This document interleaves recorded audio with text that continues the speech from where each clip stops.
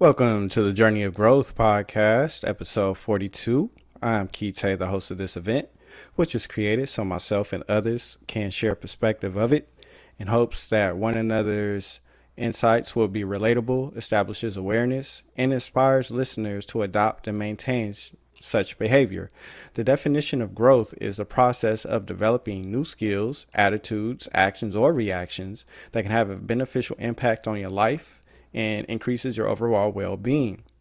If you would like to be a guest on the show, you're invited to do so by reaching out to me on Instagram at KeyTraps or on Facebook at Keyte Smith.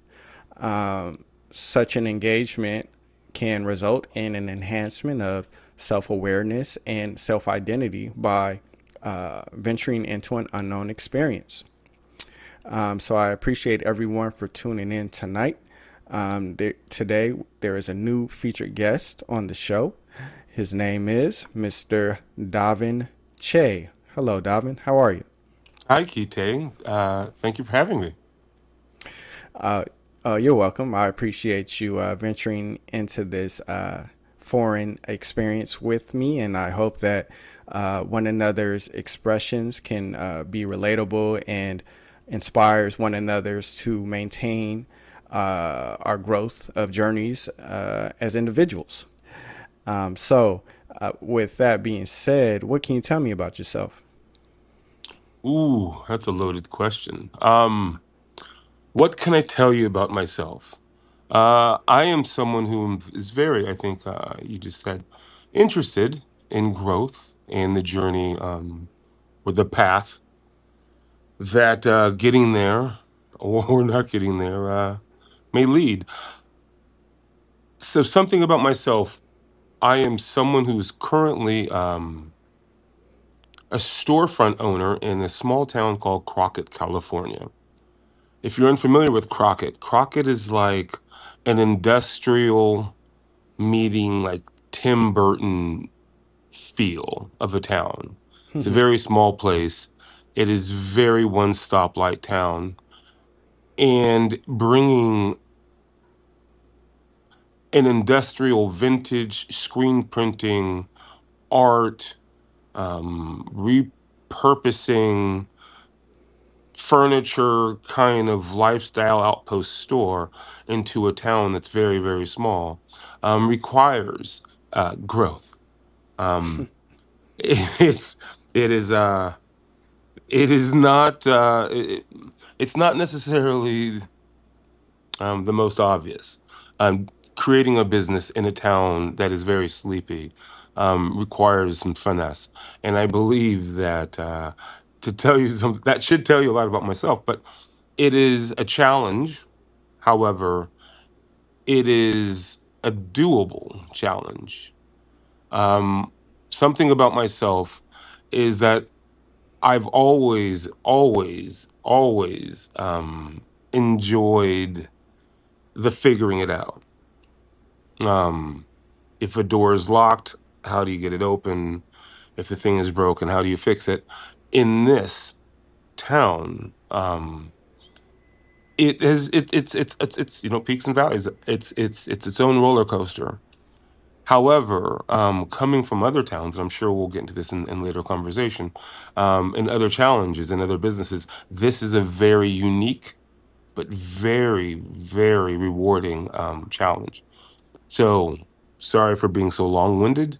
Something about myself is that I really enjoy the challenge. Um, and it's partly because I think I don't accept things as real and not real as so many other people do. Um, this is not impossible, it's just severely difficult. But life is severely difficult. So, something about me is that I welcome that, and currently in the process of doing something with other store owners here that they thought was what they said was pretty much not was impossible, just undoable, because no one else would follow along. And right now I'm in the process of building something where they thought it couldn't be built. So if that's a little about myself, is that I'm very, very stubborn. I put myself in very, very difficult situations, but somehow I enjoy it.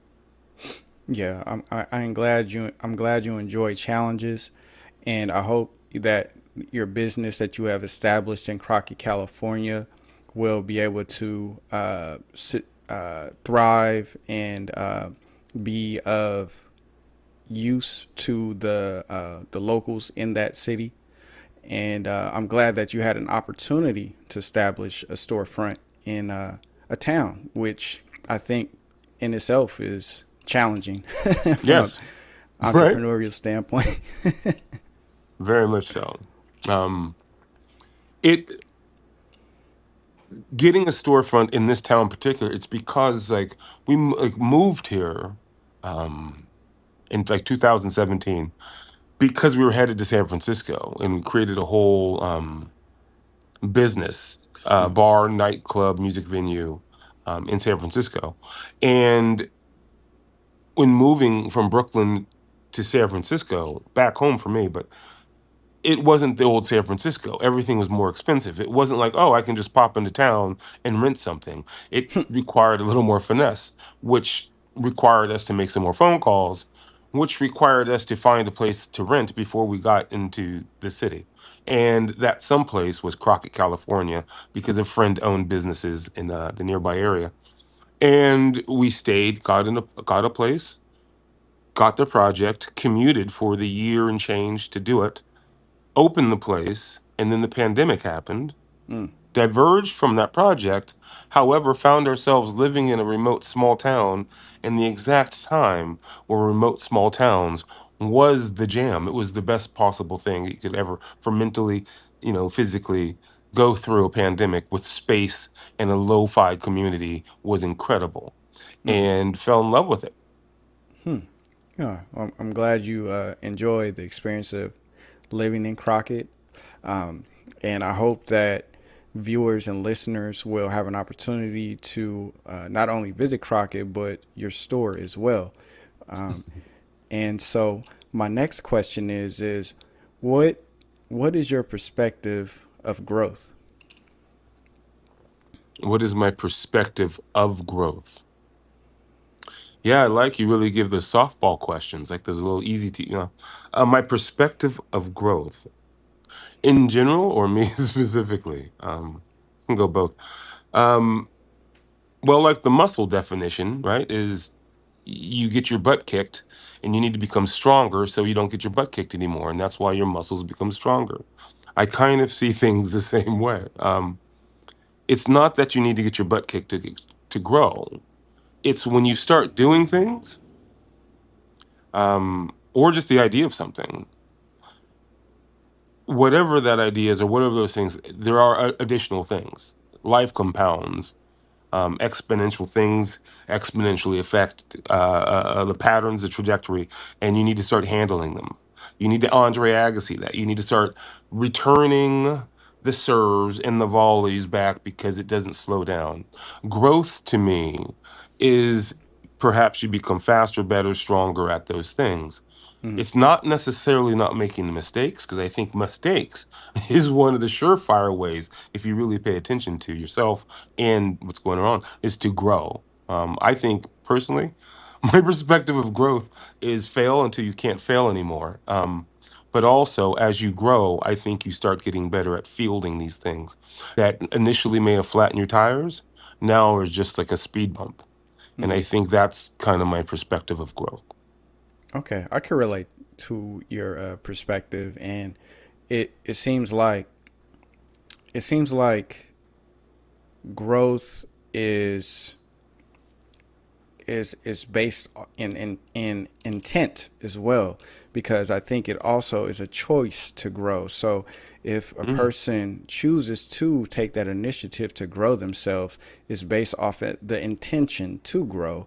And I think sometimes even subconsciously, when we are in a place of not wanting to better ourselves, it seems like the external world, the universe or God, sends us experiences that challenges us to be inspired to want to get out of that place of complacency.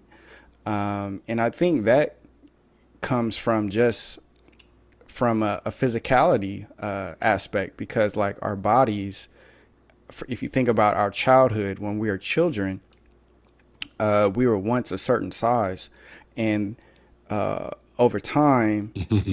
seemingly whether we want to or not, our body grows. And so, and even like with each heartbeat, I think our body is functioning so that we can sustain a form of growth. And so, even if we're not doing anything that is productive, that doesn't mean that our bodies is following suit. Our Hmm. body still wants us to do something that is going to be beneficial to ourselves, Hmm. for ourselves. And so, if that's the case, I think naturally we attract experiences that are going to challenge us to either start being productive or continue the pattern of productivity that we initiated based off of our intention. So, yeah, I can relate to what you're saying in that regard. And Yeah, and as you mentioned, intention. I mean, I think that's a very big one. Because I would like to say that I intend to do things in the best to grow. However, choice, not making a decision and not acting can also, without my intent to do so, or my trying to deliver, can grow.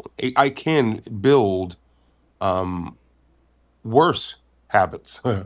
I mm, couldn't go further right away because my neglect, the things that if I just sat around and says, you know what, today's going to be better, easier day for me to start this. I'm just going to start it tomorrow. If I did that, then would probably become more inclined to postpone things. mm, S Right? And I think that, like, it's not going to the gym. Let's say you go to the gym all the time, and then today you choose not to, and that today turns to tomorrow, that tomorrow turns to a week. It's that becomes a pattern, and that neglect, that thing that you're not feeding or grows as well. So mm-hmm, I think inside of the growth with intent is to combat, right? Um, what is it? Matthew 17:20. Faith the size of a mustard seed can move mountains.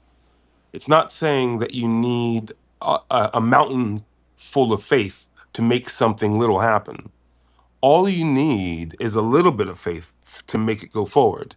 Because what you're really saying is you're removing all of the fear and all of the things that hold you back, right? The things that prevent you from taking a little step. A little step forward is at least forward. Mm-hmm. And I think those little battles, so just making the choice to say yes, even without your own monitoring of growth, I think you're growing just because those patterns, you're breaking the will or the ease to postpone. It is hard to do things. It just is. Things, not doing things is so much easier. And I feel like it is hard for a lot of people, myself included, to knowingly go at something more difficult that is more difficult when easy is so easy. So growing, I think, is to look that challenge or whatever that is in the face more often than not and say, all right, you know what, hunker down, just take a step, even if it's baby steps, but move forward. Mm. And I think that once you start doing that or have done it, then you can anchor back to, hey, do you remember that one time I did this? Can't be harder than that. So you can pull from your inner strength. So then growth becomes, I guess, maybe exponential. Mm. Yeah. Yeah. I agree. I agree for sure. And so, based on your perspective, how are you currently growing? Mm. Well, I will tell you that today I'm doing a podcast. That is me totally growing. Yes, no, I fancy someone who likes to be behind the camera and never in front of it. So, knowing that I need to be more forward facing, Mm-hmm. this is my steps, Mm-hmm. progress, itty bitty at a time. My perspective on things that I'm growing, you know, I believe right now in this place in my life, building a business in the middle of this the world. Um, it allows me to focus on what's small in front of me, small town, small things. Keep the lights moving, this making this pattern, making getting this event, are these things can, like, not that you can ever really control everything in your world or Mm-hmm. anything in your world, but you're controlling what I'm choosing to focus on. And I'm focusing on building something that I think is not just a business with that I can see really doing well, not just for myself, but also for a community. So it's a lot of it is my perspective and growth myself is actually looking out for the community as a whole, and then my business. I guess long story short, in the development of being in a business in this town needs more people to survive as a business.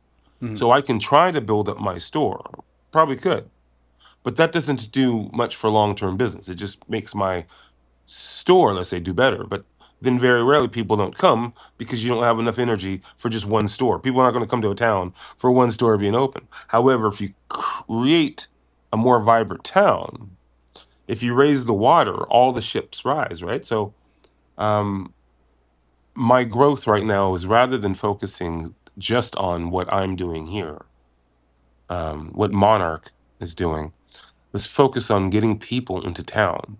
Mm-hmm. Getting people into town, then I don't have to necessarily try as hard what Monarch's doing. It just is. Okay.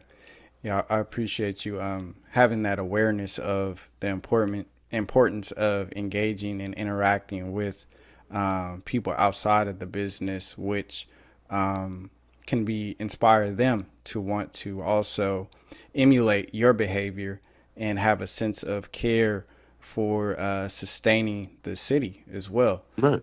I think for me personally, I think when I went to your store and I saw the event that we're going to talk about soon, it seeing the infrastructure and how you and others planned and coordinated that, it was exciting to see, and also learning about the outcomes as a result of you planning that event. So I think for me, seeing that indicates that you are on a path of growth and helping to also enhance the quality of Crockett, California, as well. Hmm. Yeah. So I Well, that's appreciate cool. you. Thanks, man. Yeah, and so I want to start at like somewhat at the beginning. So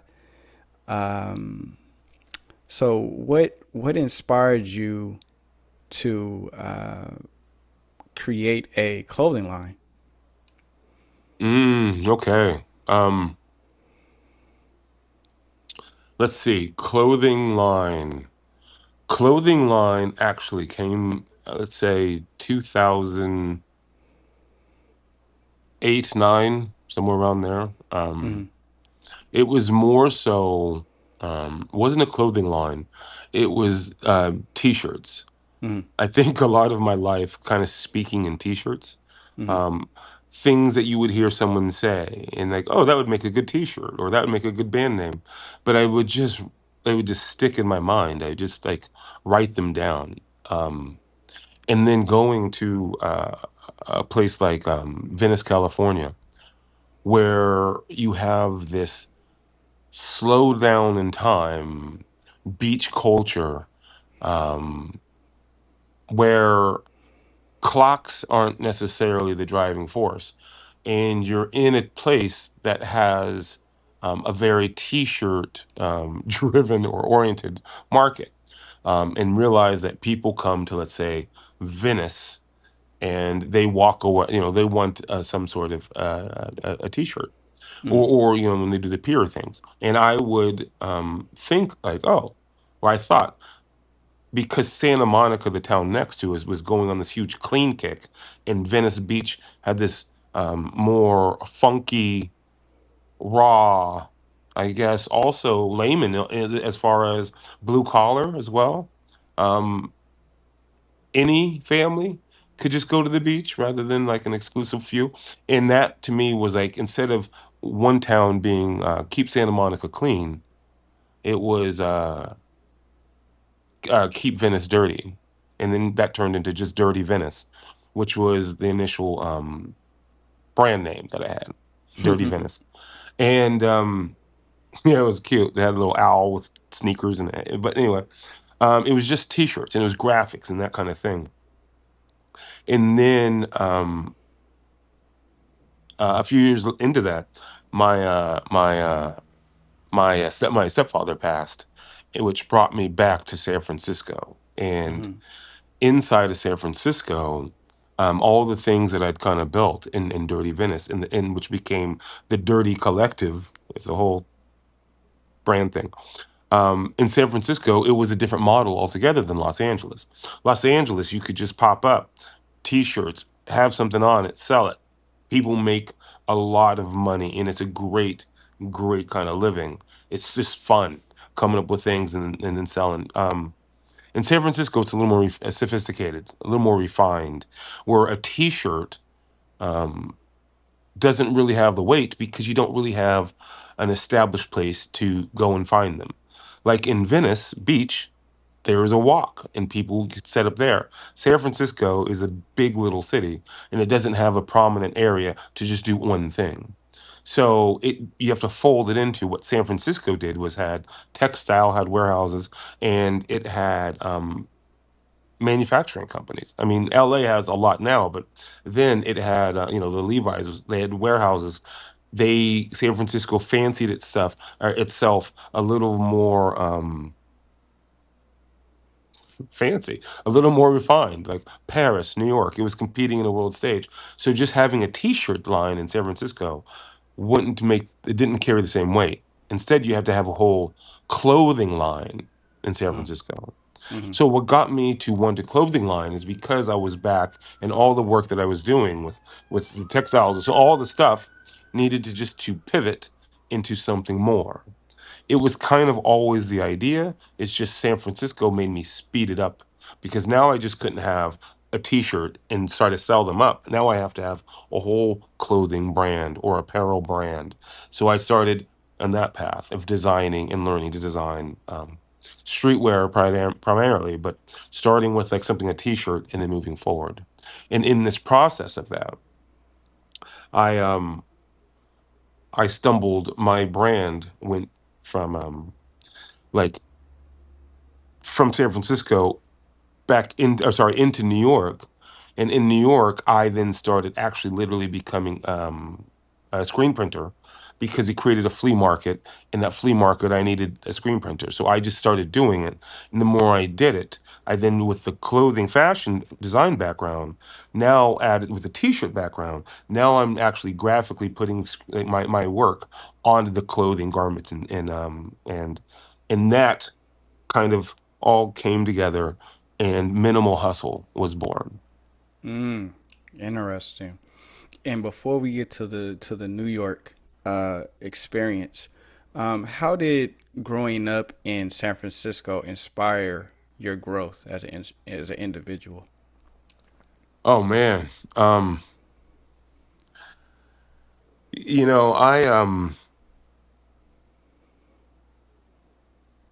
let's say when I was probably 12 years old, I hung out with some friends who also, we played instruments, or we were in the band, and we got very big into just like, not just East Coast hip hop, but hip hop with good production value. Um, Jazz bass.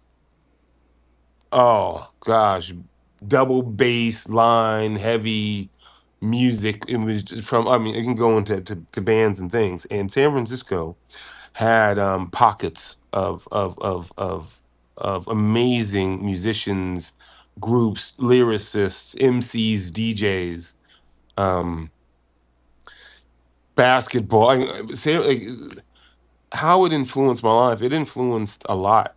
It was it's lucky. It's almost entitled in the sense that you get to, what you see, like on, say, in the Yo MTV Raps, will at some point come into your town, and you have a pocket in your town with the surrounding, Bay Area, Oakland primarily, Berkeley, Oakland. Oh gosh, yeah, Vallejo. I mean, Marin. I mean, I remember Tupac's from Marin. There was all these little like branches in out of this trunk of this tree, and geographically speaking, and they're all different things, different experiences, different access, I guess. My perspective on it is I got, you take Saturday morning, 7 o'clock, you're in the marina playing ball. You're hooping until you lose. And if you're playing, I mean, you're there like all afternoon. Um, you're seeing those dudes like later on, when you're older, maybe at a club, and you realize that, wow, you're a lot taller than I thought you were, because when you're playing ball, everyone's ducked down. You're running into people that let's say, from school, or athletically, from basketball or rugby, or musically, maybe from band, or the underground hip hop scene you're seeing. But all of these things allow you to eclectically have like a diverse set of friends, of ideals, of mind, expansion, just things that will compound. Like, oh my gosh, I would have never thought of that. Because if you stay in just a homogenous circle, like in a zone, this is all you're amped into. This is all you get.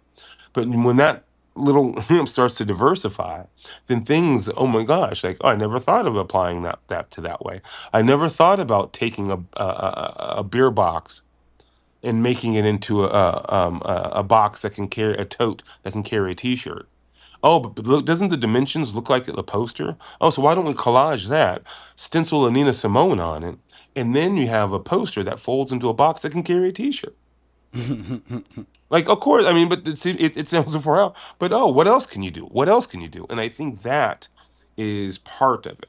Like, I've been privy enough in my life to been around some amazing people, and amazing families that grew up just thinking that they should just be doing everything. Like, oh, this guy over here, he built the house, and he built this canoe. Oh yeah, he made that record. Like they just, it's boundless. What you Mm-hmm. can do when you put your mind to it it's up to you. Mm. And I think those little nuggets, it's the diversity.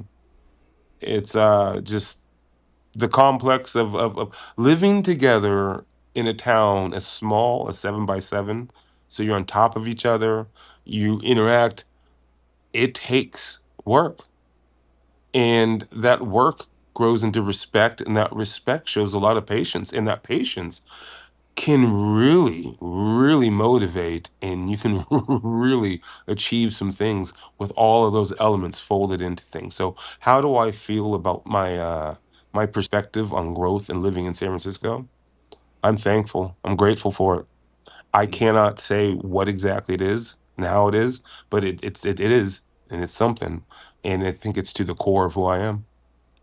Wow, I appreciate your insight. And just to share my perspective on Please. your perspective, it seems like when you named the various individuals and personality types, as well as their interests that you were exposed to when living in San Francisco, the majority of the people that you named and their lifestyle seem to be rooted in some form of activity that was rooted in growth, like be it playing basketball Yeah. or you know, going to the various areas in San Francisco and seeing the different forms of art and fashion and I think too what I learned from you is that because I don't come from a condensed highly populated city. I did not grow up in that environment. Something valuable that I think derives from that type of situation is that you said that when you are kind of quote unquote piled on top of each other, what results from that is patience because you are in constant interaction with Mm-hmm. so many different people. Mm-hmm. And I think we all value space in our peace. And Mm-hmm. so if you are in constant interaction with a multitude of people, you have to be crafty as well as methodic of how to sustain and maintain your peace through these various interactions that happen on a daily basis and which can vary based on each person.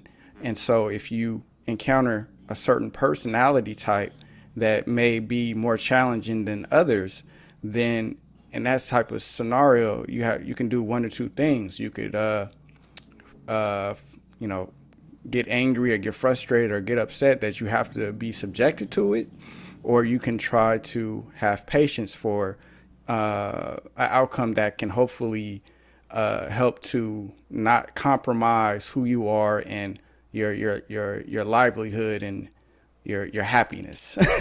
Yeah. Right on. I used to have a note that I have on my desk, and it just said "Stay calm." Mm-hmm. That's just simple words. There's nothing you cannot accomplish if you stay calm. And that's just inside of it. I think it takes it is much easier. Again, I was saying back to easy. It's much easier just to fly off your handles. Like I don't like what something's happening in my life. I mean, it is a much more difficult or complicated thing to not just give in to an impulse like that. Mm-hmm. But that little just beat that maybe take, and all of a sudden, all these other options may, present themselves. But it requires that, hold on, don't just step off the curb. Wait a second. Oh, look, you didn't get hit by the bus. Look, it slowing down. And back to like your initial thing on growth and being surrounded by people. I did not I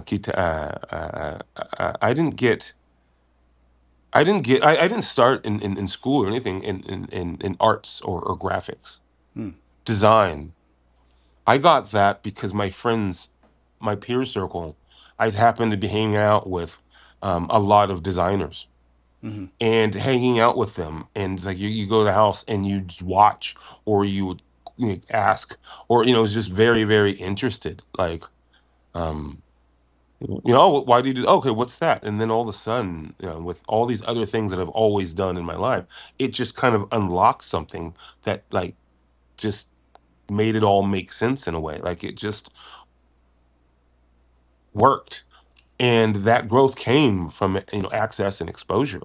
Like I didn't even know that I wanted to get into graphics. Like I didn't see that as something that I wanted to do, but then started to doing it. Like once it became a real thing, I was all over it. But I think Mm, that's a little bit of growth also. It's like you're not waiting for something to be like given or explained. You've now got to the point where you're interested in it. You can actually just put, I don't need someone to tell me how to do it. I know I want to do this. Now it's up to me to find out how it's done. mm-hmm, And I think that's kind of where my mind and math is changed. Like, okay, mm, what do they say? It took like 100, 200 years for the human being to run a mile in 4 minutes. Now junior high kids can do it. You know what I'm saying? It's the idea mm, that once you know it's possible, then it's cracked the code right there. If you know you can do it, then it's up to you to do it. mm. And I think I that's agree. kind of the idea of what does someone smarter than me think and how would he do it or she do it? And let me think like them. And just I guess let me get out of my own way, right? And my own limitations to find a solution when I know a solution can be found. And Mm, it's up to that. Just let that work. I agree. And going to my next question, so including myself, it's possible that some of the viewers have never ventured to New York. So, what can you tell me about your experience in New York? My experience in New York. All right. Um, my experience in New York, let's say I think Hurricane, was it Sandy? I think Sandy had just come, so a lot of like the Brooklyn area in New York was kind of a mess. My first winter in New York was the coldest winter in 100 years. That's what I can tell you about New York. Um, no, but and everyone, it gets better. It gets better. My second year in New York, the second winter was the second coldest winter in 100 years. Oh, but it gets better. The third year in New York became the first coldest winter in 100 years. So my first like 3 years in New York was a way different experience than anything I can ever like put into words from coming from California. It is you're going to a place where you're passing thousands of people just going from you know, 10, 15 miles. You're on a train and you've passed 1,000 people. You're operating on adrenaline for like the first year and a half. You step outside and everything in the world is going. It's all moving at the same time. Everyone seems to know exactly where they're going but you. Everything that can go wrong is going to go wrong. Everyone has their, oh my gosh, this happened to you story in New York. It happens to everybody. New York is a very, very fast and overwhelming place. Mm, Um, However, it is brilliant and charming and incredible because of all of those things. It takes, remember the patience things that we were referring to?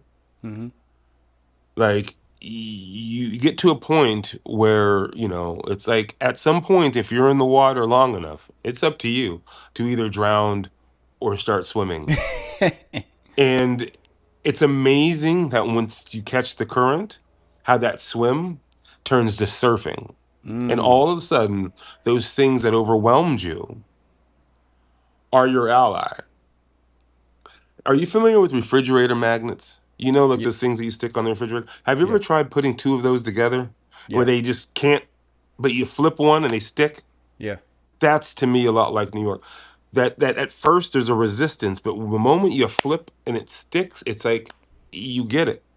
Mm, Um, that commute going from like let's say Brooklyn to you know Times Square or the Upper West Side, that you had to figure out which trains to get on. You boop boop boop. It's a whole little dance, right? And you look back and like all the other people that were me, like the couple years before, they can't figure out where they're going. You just slide through them. You know exactly which store to stand at, which stair to be, and you just dance, getting around the town.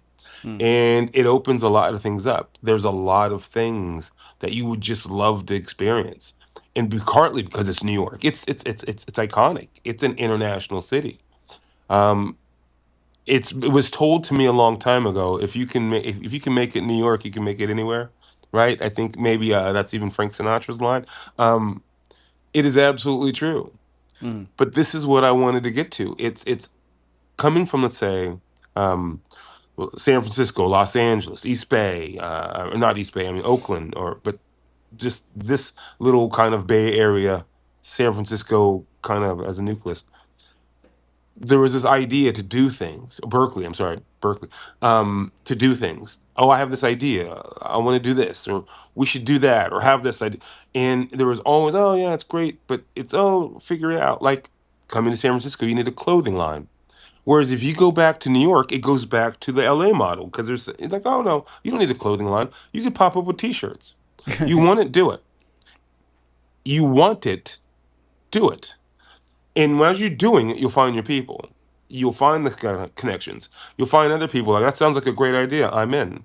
Whereas in San Francisco, or let's say the California contingent that I was really used to, were all great, but is a little more not cautious, but slow, a little more downbeat.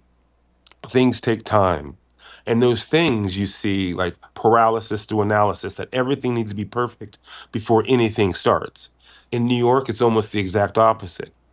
You just start and figure it out as you go. Slowing down is what kills everything. In a Mm. town where you need speed, s- slowing down kills deals, right? Mm. So, do you have an idea? Do it.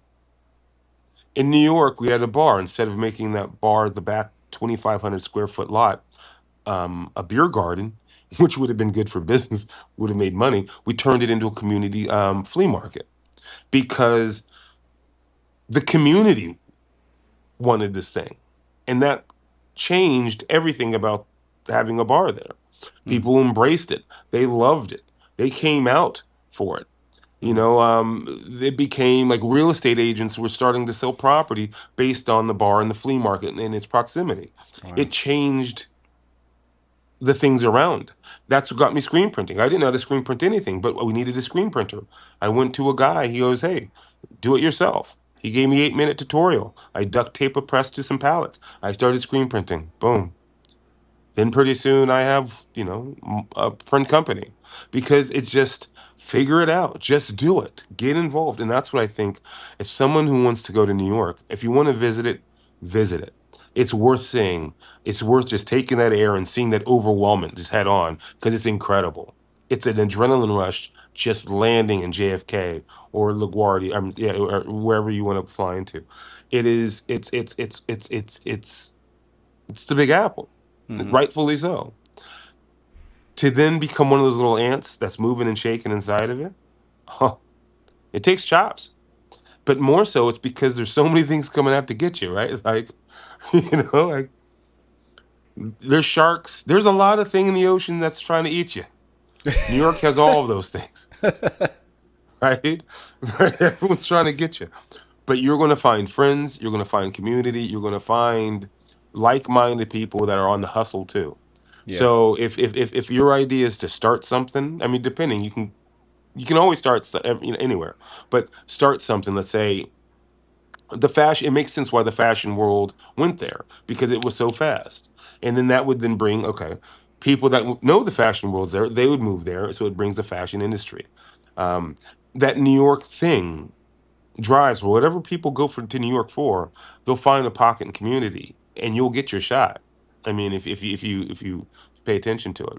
Um, but that is the main thing, and I think I can't remember the writer that turned into this musical piece that turned into basically a meme for like 2000 year 2000 graduating class narrative. in this, it says you need to live in San Francisco, but leave before you get soft, and you need to leave in New York, live in New York, but leave before you become hard.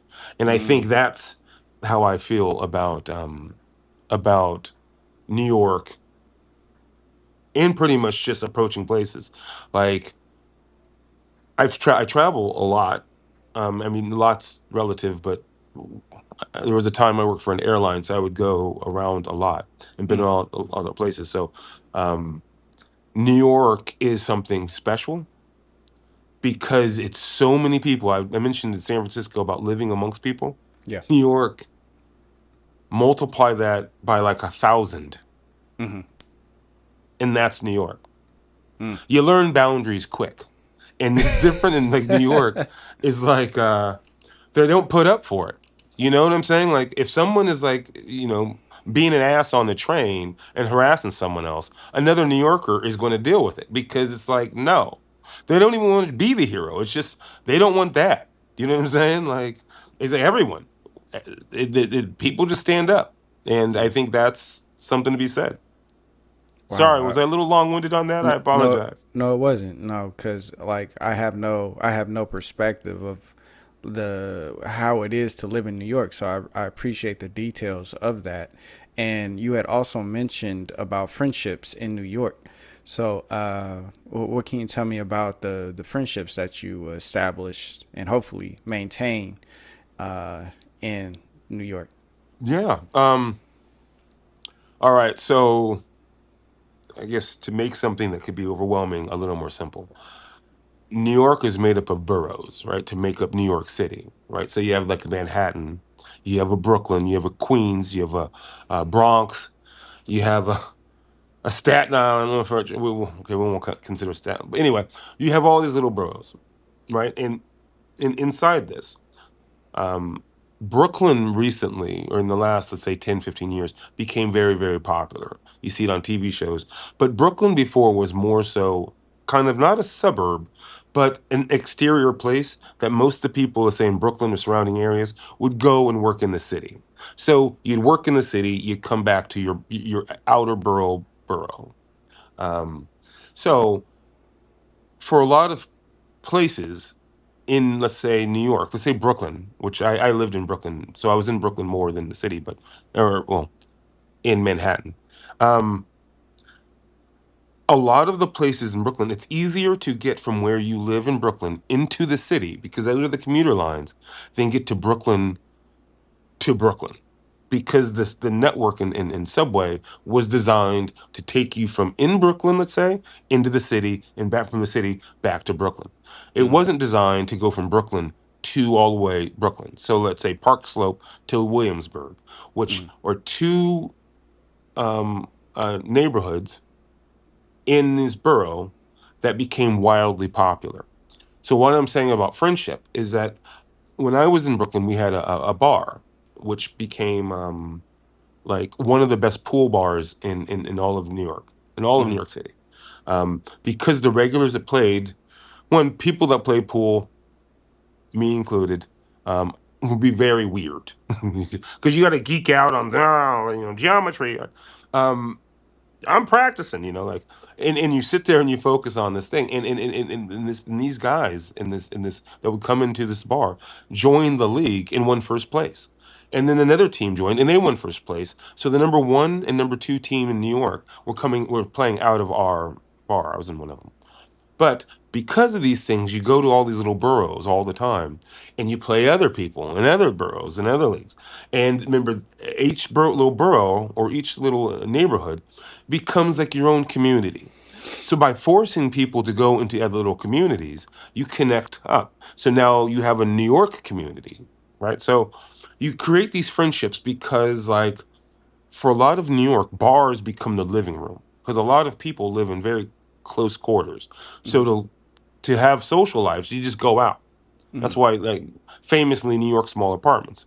Um, so for a lot of people, going out to a place doesn't have to be a bar, but they meet up in places, and those people become an exact world to a mm, lot of people.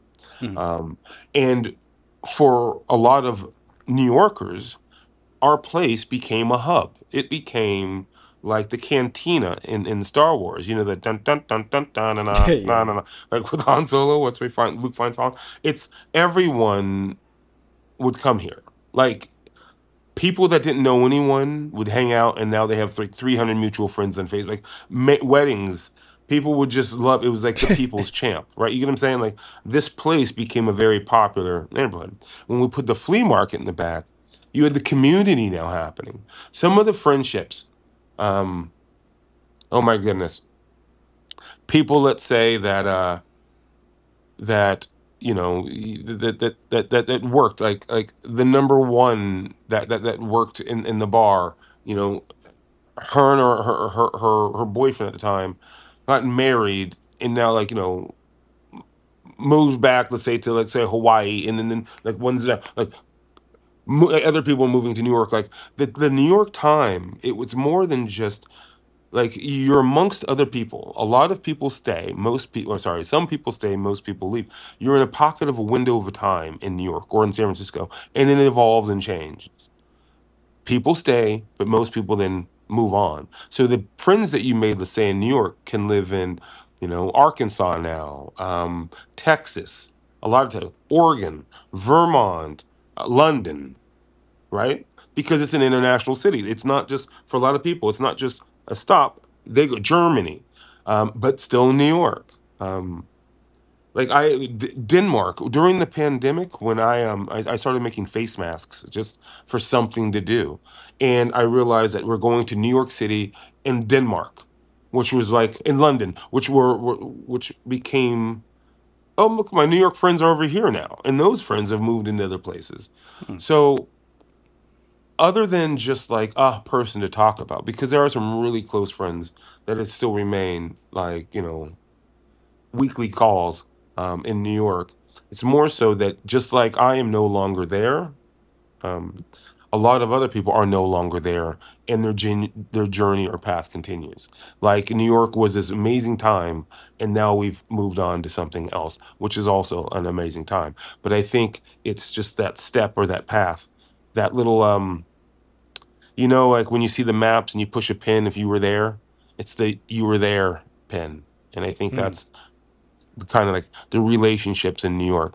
I have friends that will, when um, a friend would come to visit in Crockett, um, you know, in New York, and he's the person that was like, he loved it. He's Italian, from raised in London, and he looked at Crockett as it's like you know, like, like like to him, like this is the coolest place ever. He's like, there's a train in factories, and it's like it's so small and strange. To him, it was like it was mind blowing. You know, that Yeah. little thing, and you know, it is what it is. But it needs to be connected, and that connection just grows stronger as it branches out more. Okay. Yeah. Thank you for that. And as you said, like you came, you saw, and you departed New York. And I hope that when you were there, that that experience was a resource for you as an individual. And I am aware that when it comes to some of your products, or maybe even all your products, they are described as New York style, fashion inspired. Hmm. So yeah, but I want to get more of a more precise answer. So how would you describe your product line? Okay. Um, I think it varies, but I will say that how like a San Francisco inside the patients and the diversity, which created like, oh wow, like you could have multiple solutions to an answer, right? But you know the solutions are there, or you've experienced access to, exposed to a lot of different people, culture, things, right? That in drop patients. New York, hustle. New York got raw hustle. It's like where you're looking to color as a fine, like in between the lines with a fine ballpoint pen or so. No, New York, big brush strokes, raw street, get it out there, refine later. So in my kind of I guess draw or aesthetic would be like, let's say, um, broad strokes with a minimal like in intention. So um, in things that I will do, I like to bring like, for example, minimal hustle. Like the logo itself is like two lines, and it's just like a hummingbird. I'm sure I'll get you a graphic or a picture later, but minimalistic, combining things and making it minimal, but getting it done. So making a big, let's say, blocky print on on a poncho that overlaps with, say, let's say, a dress, and those prints sync up in the pattern, and it becomes raw and almost like in your face, and they contrast with the white and the black or black and white. That kind of thing was my early like aesthetic, a minimal kind of idea or feel with a big chunky blocky kind of aesthetic. And um it roots to like a Japanese contingent. I got a lot with the Japanese fan base, that they wanted a certain thing, so I was making that. New York itself is a hustle. It's loud. It's subway. It's action. So a little fast. So it's got me making, putting like raw, so taking clothes and just screen printing on them, or deconstructing them, or putting them back together, or taking a sleeve off of one thing and just reversing it. That kind of thing, just getting it done, doing it, was my kind of like New York aesthetic. Whereas a San Francisco prior to that was very clean, almost like ski jackets and bombers, and very, very clean straight lines, where New York became a little more bold. Okay. Yeah, I appreciate the that elaboration because I was uncertain of why you decided to name the brand Minimal Hustle, but it seems like the by definition that phrase is referring to practicality as well as a tribute to the influence of New York Yeah, ba- based on that hustle portion of the wordage too. yeah, I think like there was like what is it? Was it Huck Finn? Is it where he's tasked with painting the fence as a chore, but he's having so much fun doing it that Mm. if another kid comes up and he sells it so hard that the kid starts painting the fence, and then another kid comes, and then pretty soon he's sitting there, like drinking lemonade in a chair while everyone's doing his chores for him. Minimal hustle. Back to the when I learned to screen print, right, and that kind of what I'm saying is inside of doing this out like live for people, like making things live. I would be approached by a lot of times people were like, "Oh, I've always wanted to do this," or "I took a class in doing this," or "I've always wanted whatever." And to screen print, it just seems like 90 point whatever percent of people mention that they wanted or want to do screen printing. Mm. And I would just offer, "Hey, why don't we do it now? You can just make your shirt." Mm. And then explain. I'd show them how to do it, and they'd do it. But explain that if you mess up on it, hey, it's okay. It's a one of a kind. And then it becomes unique to you. Mm. And by the way, those people love those things more because it was one of a kind. But Kite, I learned that by doing this in this flea market that we created called Barnyard Flea, because we had a bar and we had a backyard, bar in yard, barnyard flea market, that there's lines now forming of people paying me to make their own t-shirt. Mm. Thus, minimal hustle. I was Mm. doing very minimal in my hustle. Ah. Um, that is one take, and that is what I learned. Minimal hustle. Minimal hustle also pertains to like, imagine Steph Curry, right? It's a lot of work to drive to the rim when you can just shoot a three, right? Like Larry Bird, he didn't need the right, just three. It's right. It's the three-legged dog, eating gelato. It's minimal hustle. Just it's the belief, and I guess I get this from my stepfather also. It's the idea that whatever you do, let's say you go for a shot, let's say it's free throws to win the game, whatever it is, up to bet, whatever sport, whatever thing you want to think that you're doing that involves you just sticking the landing, just doing it, go up there and approach it like you absolutely want to do it. Try to remove the fear, no doubt that this is the one. This is the perfect shot. This is the perfect take. This is whatever it is you're doing. This is the one. And if you don't, line it up again. Do it again. Minimal hustle as pertains to, let's say you're going hunting. You have one shot. If you miss, the deer wins. That type of attitude. But if you do miss, do it again. It's minimal hustle is right now focus on everything, that one time, that one take to make it exact. It doesn't maximum hustle. It's not a machine gun. You're not shooting things 3,000 times to try to hit one target, right? You're lining up and you're just hitting your target with that idea and the belief that you can and that you will, most importantly. I like that. I like your precise definition of your And it has a lot of brand. takes, but that's the definition. But I did find it funny that I was being paid to make T-shirts. And I was like, yeah, minimal hustle works here too. And speaking of your t-shirts and other things you've created, would you mind showing the audience some of the products you have in front of you and how would you describe them? Sure. Well, we created a store, Monarch, and Monarch pertains to because I found literally a monarch butterfly in front, and it climbed up my shoulder. Long story short, I ended up bringing it home, giving it like a hospice scenario, but it got better in 10 days and flew off. That story was picked up in the local publication here, and like Davin and the Butterfly, right, was a Crockett story. So when we time to name the store, I named it Monarch after the butterfly. So because we don't have a sign and we're still a couple months old, the only thing that says Monarch on it was a screen. And that screen, show you,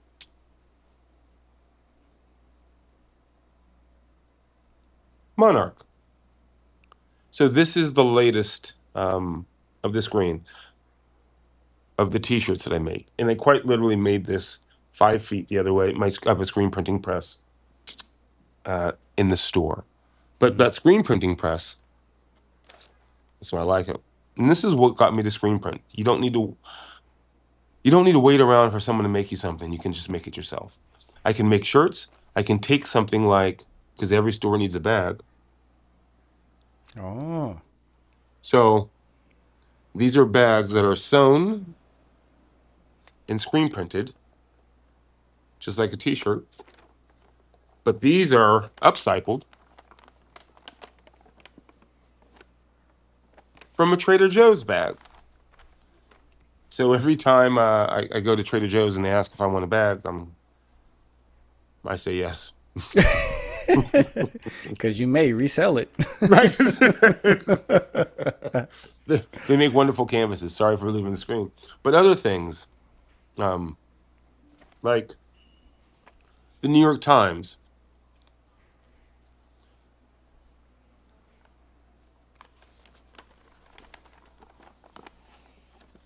You can see it folds into like kind of a lunch bag. Oops, sorry. Into a lunch bag. Oh, But you take that lunch bag, and you know those like bodega bags or corner store bags, grocery yeah, bags that you yeah, get, you have a lot of them, you don't know what yeah. to do with? Well, you put them inside that New York Times bag like this, and it becomes a gift bag. Wow. Now, how much would something like that cost? Um, $10. Okay, it's It's affordable. 10, $12. It's more so it's I wanted packaging, and I instead of buying packaging, I just recycled the stuff that I was already getting. And for me, that is again the challenge. It's what could I make with this thing? I have a lot of this. What can that turn into? And that's speaking of the bar.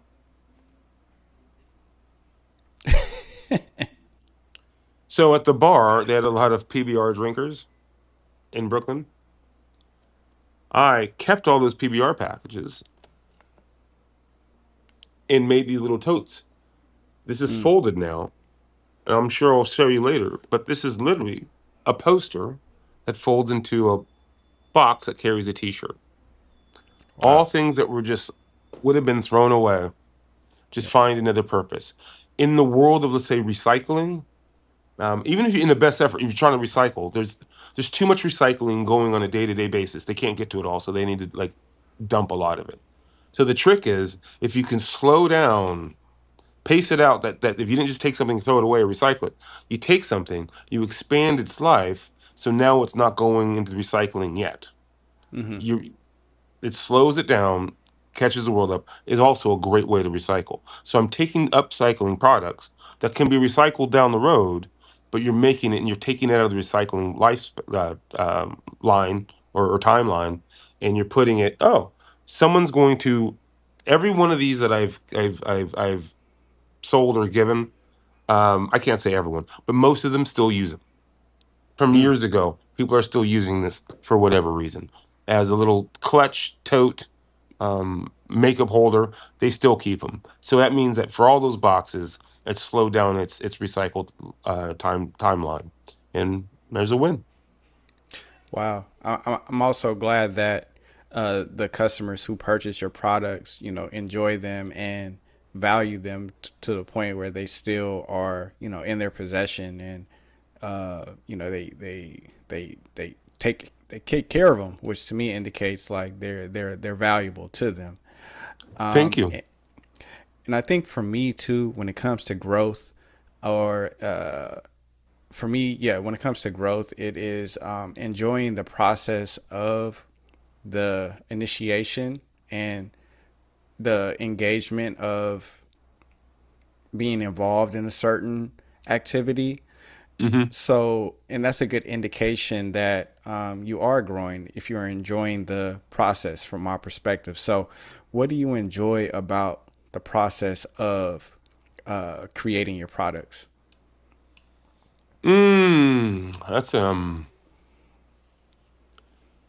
That is a toughie. Um, oh, I love the question, and I get the question. It's just remember when we started this, and you said say something about yourself, or tell me a little about yourself.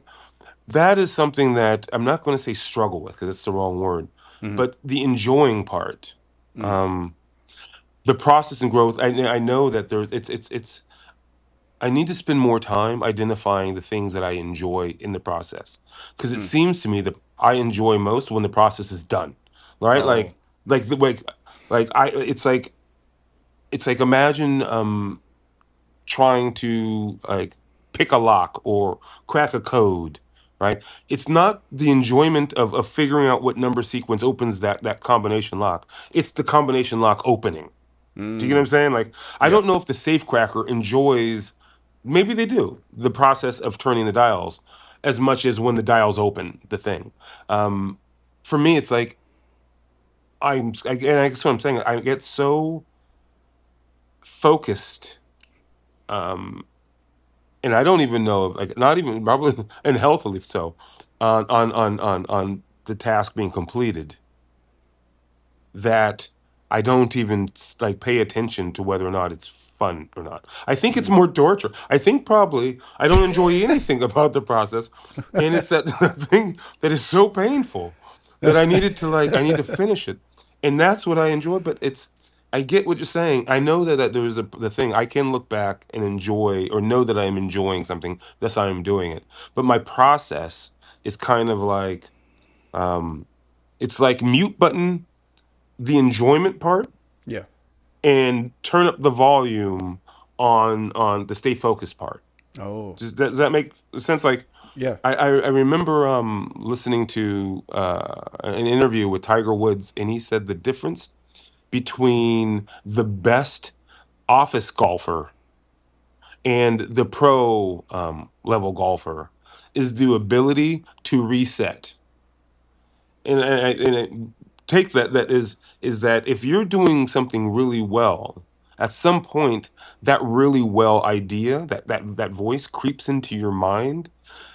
Imagine you're a drummer trying to hold a drum roll. Oh my gosh, I've been doing this so long. Oh my gosh, and then and it fumbles. Like it's getting out of your own way. Like the ability just to reset and stay right here. And I think that's more of what I'm focused on, whether or not there's an enjoyment part of it.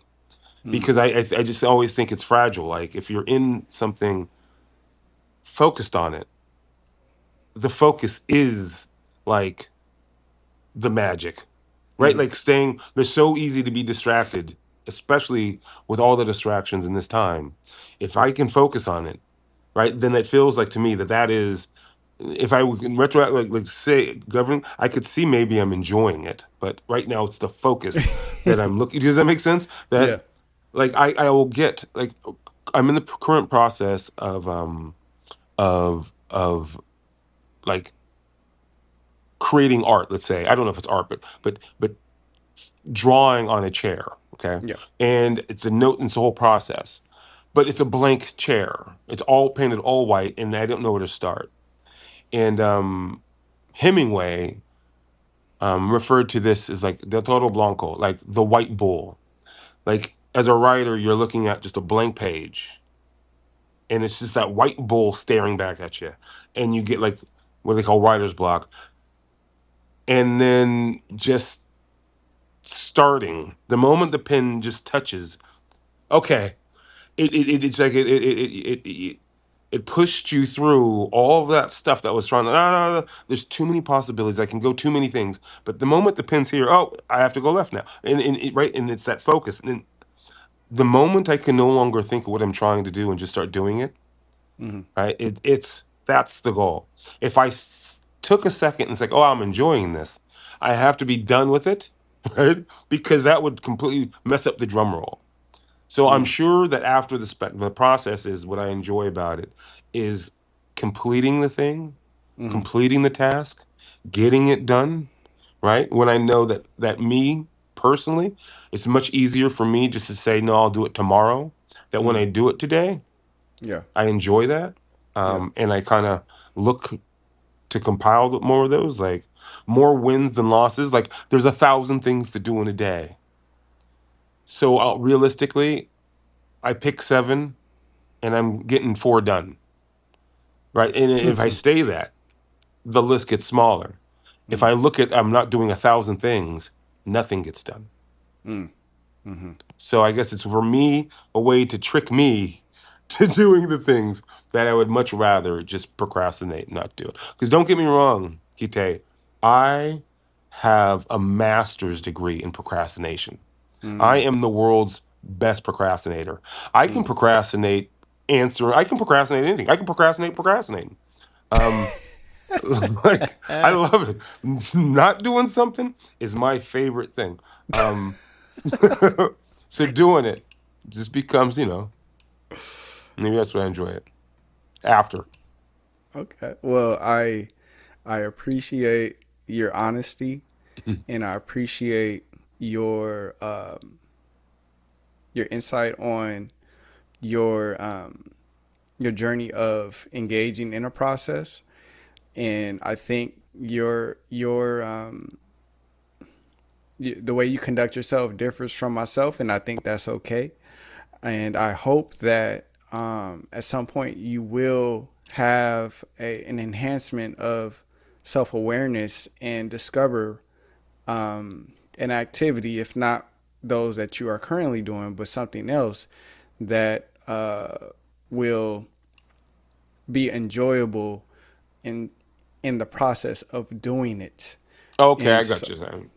yeah, and I so got what you're saying. I was fixated on the work part.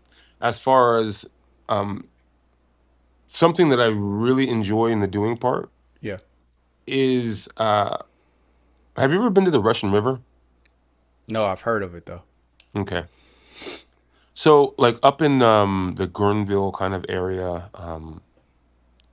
Windsor, kind of up wherever that is, they have this Russian River adventure, which is like I think it's like a 9-mile stretch, and it goes kind of through private land or back area. So you start with this like kayak, and it's like a 6 hour trek to the other end. And maybe you float, maybe you paddle, but you go down this river, um, and you're surrounded by stillness, by beauty. You look up, maybe there's a bald eagle. I don't know. You're seeing blue skies, there's turtle, whatever, and you're going through, and it's forcing you. Like you can, because if the current's going, you have to work at it. But for me, this is the refresher that it's a way to, like, it's recharge the batteries. It sounds, something that I wildly like doing, but it's like an exercise in also in patience. Because imagine going down a river and the wind is blowing at you, right? And you have, let's say, 6 hours to get down.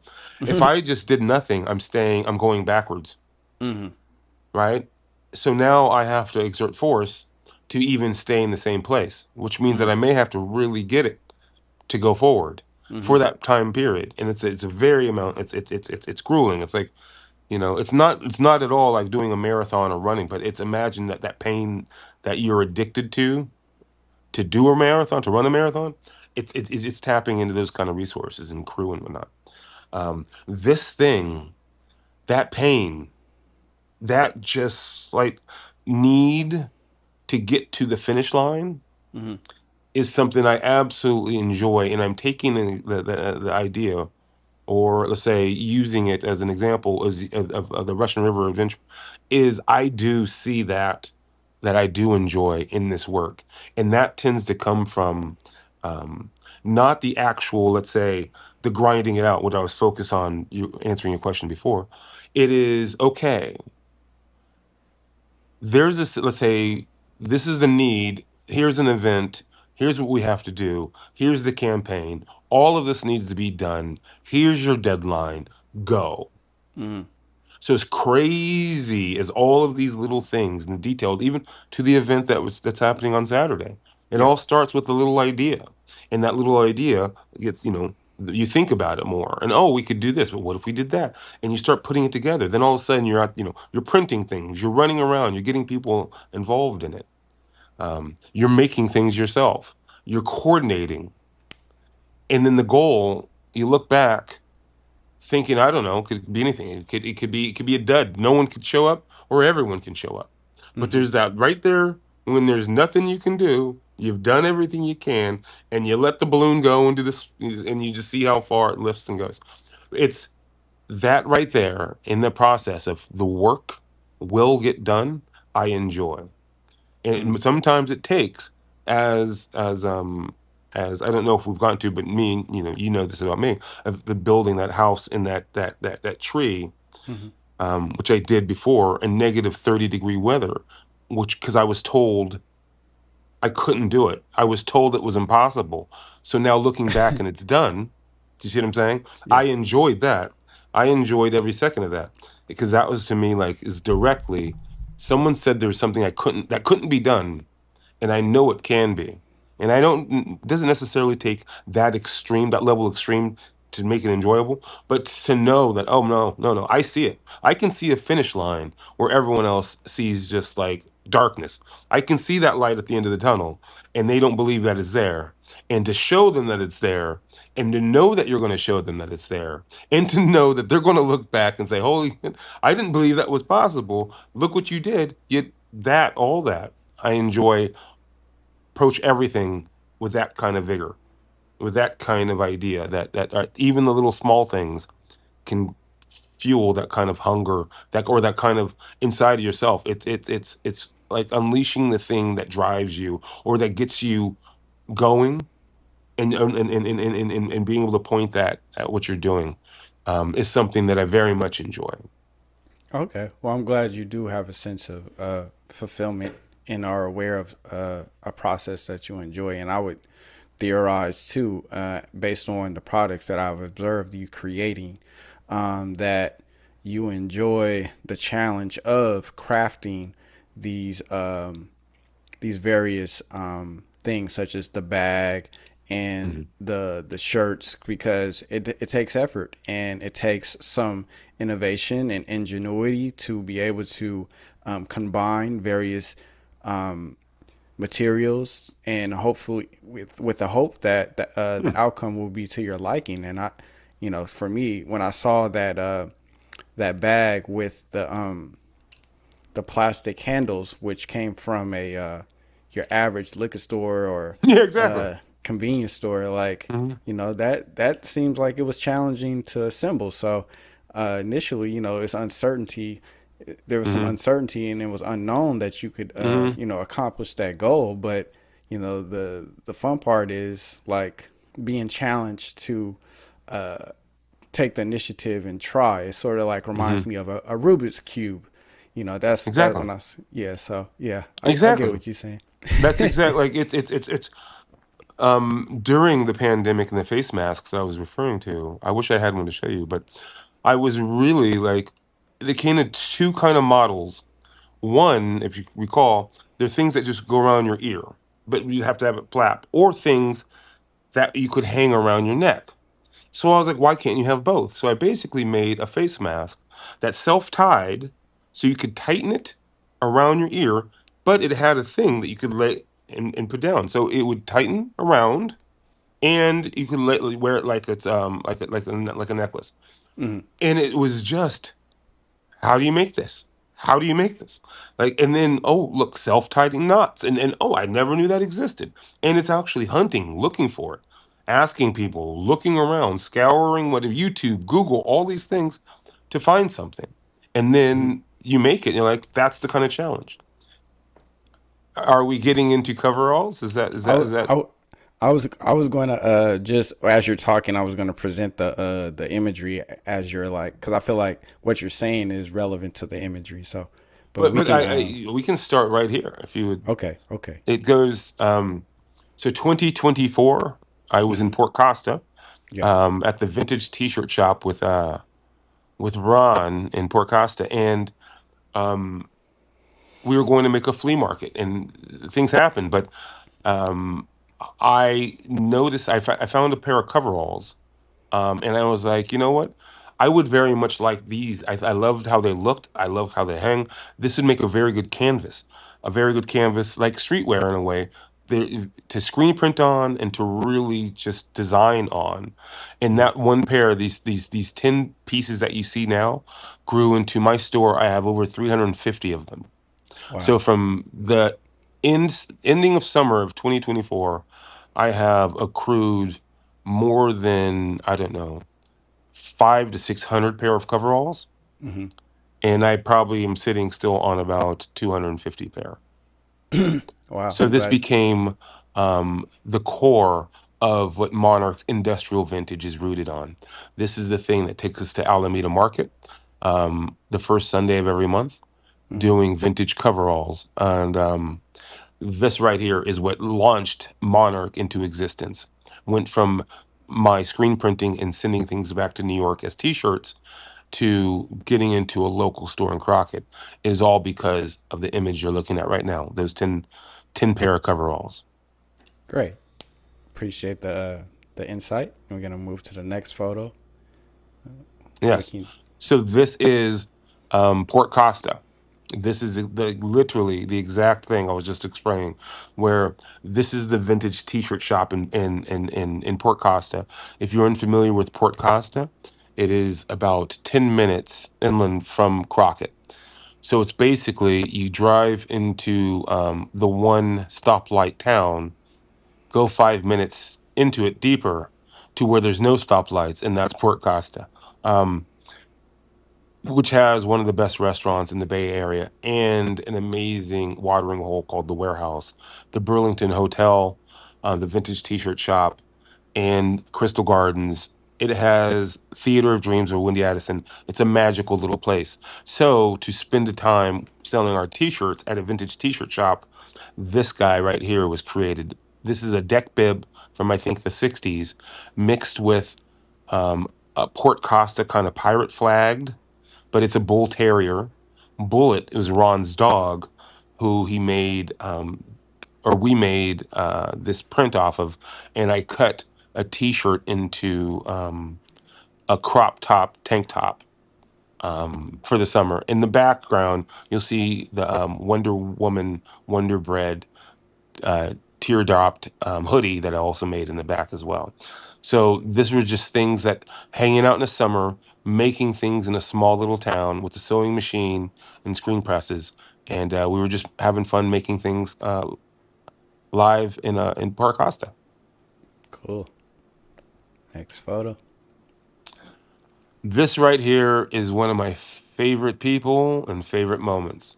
Um, the print itself, I'll be really quickly. The print in which you're looking at is it okay to curse in your podcast? Yes. Okay.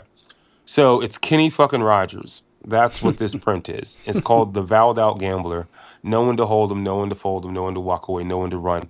But the whole shirt, there's no vowels in the whole thing. Mm-hmm. That shirt was made because I was in this bar in Carpinteria, California. I don't know, more than 20 years ago. It's a small little beach town, and these two guys came into the bar about to fight. I mean, it was really their very heated exchange.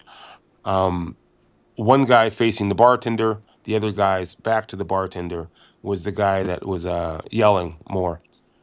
The guy that was faced the bartender was faced the bar. Notice that there's a 6-something foot life-size painting of Kenny Rogers. And as he's being yelled at, looked up at the bartender and just pointed and said, "Is that?" And the bartender says, "Yes, it is." The guy who's back to the bar was screaming, turns around and says, "Huh, that's Kenny fucking Rogers." And everyone starts laughing. And I made this print because I was like, Kenny Rogers brings people together. So Kenny fucking Rogers saved a bar fight from happening, and I just thought it was the funniest thing ever. So I made this in New York, and this is was one of my favorite prints and best selling. Now, what you're looking at here is a couple of made where this with blue with this electric neon pink. This is being modeled for. This is and it was a very small size shirt, and that's why I still had it because like very few people could fit it, except for Mark here. Mark, if you can't tell, is Irish. Mark he's an artist. He's incredible. I love like this dude is my boy. Right now, what Mark is doing, we're at the Strictly Bluegrass in San Francisco at the park where they do that Stern Grove, and we're there. He's wearing this shirt to see this band called the Waterboys, which are also an Irish like kind of gypsy band. Which Mark, when he was 15, lived the town over and went to live with these guys. You know, when he was 15. You Mm-hmm. know, let's say a while ago in Ireland. Okay, Mm-hmm. this band who is now has an old song that is now again in movies is being touring again, and they're in San Francisco, and Mark is here to surprise them. What we found is that this moment here, Mark's friend from that he lived within showed up, as did 15 other people that Mark didn't even know were in the United States. Mm-hmm. Showed up, all friends that he knew when he was 15, all around following these gypsy band. Mark got to reconnect with his childhood friends, all because we found ourselves in Stern Grove in San Francisco, and Mark was wearing the Kenny fucking Rogers shirt. And I said, I told you, Mark, Kenny Rogers brings people to fucking together. Amazing. I'm glad you shared that experience with me. Because it has the photograph, including the shirt, enhances the sentimental value Mm. for the product too. So that was a cool story. Yes, and it has the sewn in labels, the made in New York on the bottom. Oh, this is great. This is thanks for sharing this. This is was a great moment. What I want to ask you in terms of the wordage, you said there is no vowels. What is the intent for not including vowels in the words on in the image? Well, one, I liked. There's a couple things. Let's say graphically. I mean, if I could do this again, I would. I would. But this is this is an old shirt. Um, well, old. It's probably 2013. I made this. Um, when you take the vowels out, like look at Kenny. See the K N N Y. Yeah. One. NY is also good in New York. But if you wrote Kinney, the word's a lot longer. Mm-hmm. By making the word shorter, it can be higher. Taking all the vowels out makes it more boxy. I wanted a more rectangular feel with big, bold block letters. Also, removing the vowels gets you out of any censorship efforts because you're not explicitly writing a curse word on the face of your shirt. So Mm. it makes it a little more difficult. Why graphically I put Kenny Rogers' face right where the most obvious of the FCKNG, if you sound it out, so it breaks that up. And then Rogers is kind of hard to see. So by taking the vowels out of the graphic, it allowed it to be a more a boxier, longer. So it becomes let's say an 8 and 9 by 10 or 12. So it's like 8 to 9 inches by, let's say, 12. So it gives the length and appearance to fit. So if, let's say, you have a hooded t-shirt, I'm sorry, hooded sweatshirt with a pocket on it, Mm. that print could fit from the neckline to the pocket, to the top of that stomach pocket, like the marsupial pouch, Yeah. w- in a small sweater. So graphically, I did it so it would be a certain shape. After, it's just funnier to have people sounding things out. It makes a more pictorial puzzle with people trying to figure it out. And every once in a while, people will do it, and they feel so proud. It's great. That's funny. So on Okay. the small parts with the little text, it actually has the lyrics from "No one to hold them, no one to fold them, no one to Wow. walk away, no one to run." You got to count your money when you're sitting at the table. Hold on. Don't count your money. Okay, yeah. Do we count time enough to count your money when you're sitting at the table to count till the dealing's done? Yeah, yeah, or something like that. Anyway, that's all Amazing. written in the small part text with no vowels. Yeah, and I like the color selection. I think the pink on blue complements each other in terms of color theory. So yeah, Yeah, I I like like that the shirt. neon pops, but this shirt was primarily, it was black with white or black with yellow primarily. So I Hmm. only made a couple, and this is one. That's why I said I'm very fond of it. I only made a couple of the blue and hot pink. Okay, and how much would a shirt like that cost? Um, then it was that was a $48 t-shirt.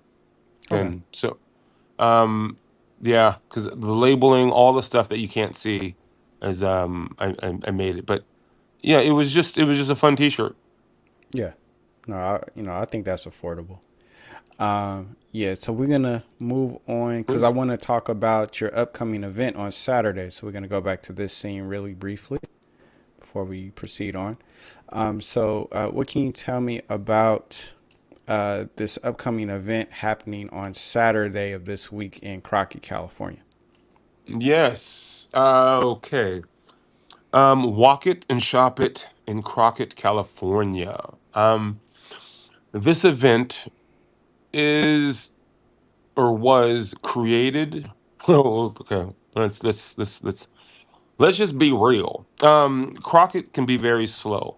Hmm. So I think one of our first weekends we had like 3 people and like $15 total sales, Mm. and it was unacceptable. Like, just the idea, like, why even be open if that's what you're going to expect? So um, you ask around, and people were kind of sharing not the same numbers, but it was slow, or it just is that. And then that became just like so many other things we've been talking about. It just becomes, it's a puzzle. Then that then becomes a problem, not a problem in the sense that like life problem in the sense of an equation, a problem. So Crockett, which is lovely, has a people problem. It needs more people to support the businesses as being businesses in Crockett. So to do that, we reached out to other businesses, the merchants here, shopkeepers, shop owners, um, people that do businesses, a bar, a restaurant, or restaurants, delis, and found that, hey, here's something that we can do. every store can host another artist. We can use our platform as being a shop, as a location, to feature someone local. And it does a couple of things. One, by featuring someone local, so if, let's say, if 12 people are participating in it and each has one person, that adds another 12 people. So now there are 24 options for someone who's coming to Crockett to look at rather than just the 12. So if we all did this together, it does two things. One, it increases our offering, but two, it unifies the town to at least make a decision that they're going to be open between this time and that time. Because Crockett was also featured, we'll open later. There's no one here, we'll just close. So if someone's visiting a town and there's only one store open, it's cute and all, but there's not enough to really engage in. They don't get enough to really experience the town. So what we did is just decided to do it ourselves. Again, the people problem, one of the things we worked as a solution would be like this. Oops. Wrong way. So can you see this? Yeah, put it a little bit closer. I can you see That's it? yeah, that's good. Okay. So this right here is a card that has all the businesses that are participating for Saturday's event on it. But on the back of the card, it has these little dots. Each of these dots represents one of the stores that's participating. If you go to each of these dots and get it signed, this thing becomes your raffle ticket. So you put your name, email in it. So this gets forwarded in. It's a store-wide, town-wide raffle, winner takes all, and it becomes a very big thing. So to answer the people problem, we started collectively marketing our vendors, the event itself, and we noticed it was bringing more and more people. Since then, we've had one of the stores would also advertise what they were doing on that day, and he literally sold everything in his store. So he went from never opening. He hadn't opened his store for a year. We did this event. He opened, and in a couple months, I think the third month of us doing this event, he had so much business that he sold everything in his store. So we're looking to attack the people problem by doing this, by creating something that the community can talk about. Buzz, vibe, whatever you want to call it. In this month, we've brought on the Crockett Museum. I've never been to the Crockett Museum yet because I mean I didn't even know when they were open. I thought honestly that the Crockett Museum was a business that was in the past, or that it had happened, or maybe it periodically open for events. I didn't know it was a functioning, moving forward, it has regular hours type thing, just because it's on the other side, and I just never thought about it. They were like, "Hey, we heard about your event. We'll be open." They normally close at 2. They're staying open to 5, so 12 to 5, so people can experience that because they recognize that people are coming into town for this. And hey, you have to get a signature from the store. So that means that people are going to have to go to see, at least go to the museum to say, "Hey, didn't know this was here," to sign off. So what we're doing, we're not promising or offering anyone buys things in stores. What we're doing is offering an opportunity that people see the town. And if they do that, they're incentivized by joining this raffle. The last person that won this, Isaac, won this raffle because he and his wife came to Crockett to go to Lucia's, the sandwich shop. That's amazing. It's worth coming from Hayward for. I mean, it's a really good sandwich shop, right? Like it's there. But they came to Hayward. I told him about the event. Said, "Hey, in a couple days we're doing this." He came back with his family. They ended up winning. Got one ticket. They ended up winning the whole thing. I called him. Now I felt bad that he's going to have to come back from Hayward to pick everything up. Which, right? Like, hey, good news, pal. You won. But now you got to come all the way back from Hayward. And he was already here. I called him to tell him he won. He was already in Crockett. Because during that event, if you see, I think number 3 on the list, I don't know where the thing can go, but Yeah. number 3 on the list is a barber. While he was doing this thing, he booked an appointment for the barber the next day. So when I called him to say he won, he was getting a haircut, which is basically like 5 stores down from me.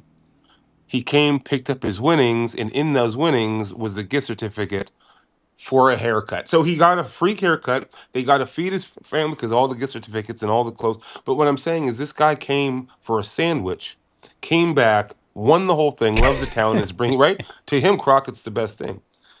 We are reaching people. People are coming from like to experience an off the beaten path adventure. Mm-hmm. What's the small town under the bridge? What's the stub? What's the small town under the bridge? What is Crockett? We always drive by it. Before, it was just a throughway. Now people are stopping. And that stopping is because we as a community have decided to create an event. And that event means that people are now out in the street. We have outdoor sidewalk pop ups. There's DJ on Second Avenue. The skate shop has a DJ, teaching kids how to scratch. They announced the winner with the performance. It's bringing life to a place that was just there. It was just it used to be something, and it used to be something else, and it used to have this, but it doesn't currently have these. And you have all these people that are trying, but everyone seems to be doing it as kind of a collective as they have, but there aren't enough people to make a collective. Now we're going around and really all, for one, musketeers, right? Alexander Dumas. I'm D'Artagnan, by the way. For musketeers, I'm D'Artagnan. No, I take it back. I'll need Porthos. I'm Porthos. Anyway, never mind. We're getting people to all kind of come together, contributing a little, right? Like John Paul Getty said, if you ask one person to do 100%, they'll burn out. But you ask 100 people to do 1%, they'll do it forever. We're asking everyone just to give a 1% effort here. And that 1% is collectivizing. Like we're getting 100% of the exploits now because people are participating. Next month, the library is coming online. We have Creek. We have a regional education. They restore habitats. They're an education center, nonprofit, where they have very, very smart people volunteering their time to make the world a better place. And they're further down in Crockett than you can walk to. I mean, you can walk, but it's a trek under the bridge, way out in Crockett by the water, where this month I procured the plaza. This is what we're talking about before. I, where everyone wanted to use the plaza in Crockett, but no one really did. And I guess I cracked the code by being the one guy that asked how to use it and got the permits to do so. So now by doing the permits to make it a legally visible space that we can use, we take another Crockett business that's doing incredible things, but is so far on the outskirts that we can't get there. And we put them for the day in the plaza. And we can have other vendors that they're supporting around that. So we're bringing our community to mainstream as well. So their whole message is just getting their message out. It gives them an opportunity now to a bigger megaphone to say, hey, look what we're doing here. We're saving the world, guys. Like, this is incredible stuff. And these people are volunteering and they're going off and they're becoming future scientists and they're saving the dolphins and they're keeping drinking water clean and they're making sure that the things are as they should be, and that they get their moment now to come out and do the thing. And it's because we're all coming together and supporting. And by the way, for the raffle, they're giving pots of milkweed, which I thought was wonderful, because milkweed is to grow butterflies. Us being monarch, I thought that was a very like insightful gift that they were putting through, is that they were giving the ability to make butterflies. It's amazing. Yeah, it's a very unique gift, and Right. hopefully someone will win the raffle and be able to attain this milkweed. Yeah, I mean, there's a lot, man. I mean, that is one of the more, like, pleasant. That's a very sweet. I can see it. But I mean, we have Toots too, the famous music venue bar, you know. One month he gave these really cool vinyl like prints of old school Toots because it's made like 18 whatever or 19 whatever. But then he gives out bottles of mezcal too. So maybe he gives out liquor sometimes. So we have a lot of things in this gift basket and it's pretty much like there's enough in there that there's something for like everybody. Like Mm-hmm. people really like this thing. People. I've had actually a winner a couple months ago shout out "nan nan and nana" to somebody because they didn't win it, and I was like, and this is like, I mean, she was probably in her 50s, and I haven't heard that since I was like 10 years old. "Nan nan and nana," like, I right, and I love that people are really engaging in this, and that's yeah, I'm enjoying that. I'm enjoying getting bigger. Last month I was on the news. KTVU aired a segment of promoting Crockett for this. And I think that people are really seeing that in all the efforts and all the things that you can do in the Bay Area, there's a lot. Just taking some time to come to a small town that's actually out here doing it, it brings a meaning to shop local. Um, it's I think it's nice. It's community. Yeah. And just one more time, what time will this event be happening on this Saturday? This event will be happening 12 to 5. I don't know if you can see this. It's a smaller print, but Yeah. this is a smaller flyer. Oh, sorry, I was in the backside. I was trying to Okay. show you. There we go. Okay. Okay. All Saturday, right. 12 to 5, Yeah. y'all. So hopefully y'all can make it. And it's every third Saturday, which is probably the most important thing to take away. Okay. So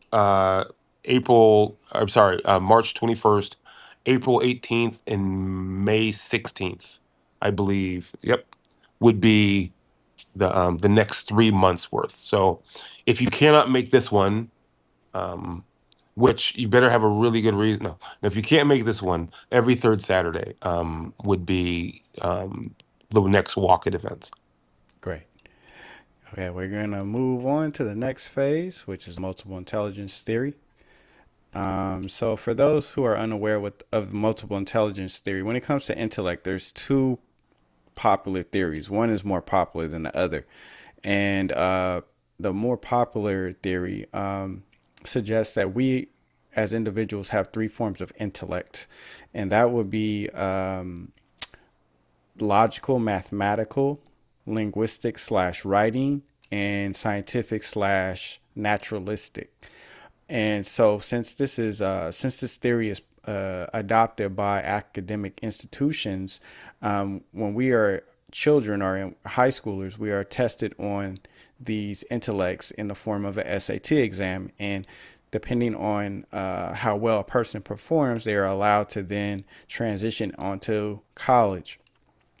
And however, there's an alternative theory which suggests that in addition to the three that I mentioned, we as individuals have six additional forms of intellect, which would be musical, existential slash spiritual, interpersonal slash people smart, bodily kinesthetic slash body smart, intrapersonal slash self smart, and spatial slash I don't have no slash for that one, but spatial intelligence.